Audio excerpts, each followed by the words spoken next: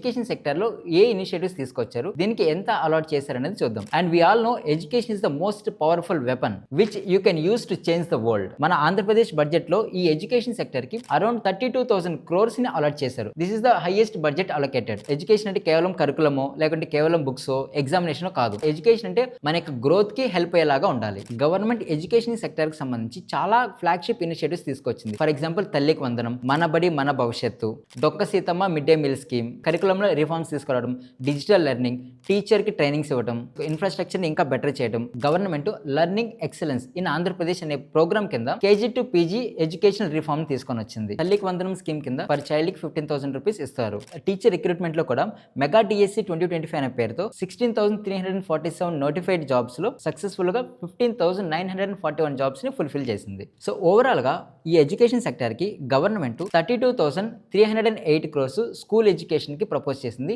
ఇందులోనే 1,500 crores వచ్చి school infrastructure build చేయడానికి, స్కూల్ యొక్క అవుటర్ ప్రెమిసెస్ ని బిల్డ్ చేయడానికి యూజ్ చేయబోతున్నారు. అండ్ 2,567 crores ని హైయర్ ఎడ్యుకేషన్ డిపార్ట్మెంట్ కి, 1,232 crores ని స్కిల్ డెవలప్మెంట్ కి యూజ్ చేయబోతున్నారు. పంచాయతీరాజ్ అండ్ రూరల్ డెవలప్మెంట్ కి 22,942 crores ని మనం అలాట్ చేసాం. సో బేసికల్ గా ఏంటంటే రూరల్ ఏరియాస్ లో రోడ్ కనెక్టివిటీని ఇంప్రూవ్ చేయడానికి, అదేవిధంగా వాటర్ స్కార్సిటీని రెడ్యూస్ చేయడానికి, ట్యాప్ వాటర్ని ఇంక్రీజ్ చేయడానికి, అండ్ ఇంకా చిన్న చిన్న వర్క్స్ ఏవైతే ఉంటాయో ఆ వర్క్స్ అన్నిటిని కూడా ఫుల్ఫిల్ చేయడానికి ఇంత మనీ అనేది అలొకేట్ చేసాం. ఎన్వైర్న్మెంట్, ఫారెస్ట్, సైన్స్ అండ్ టెక్నాలజీకి 714 crores ని మనం అలాట్ చేసాం.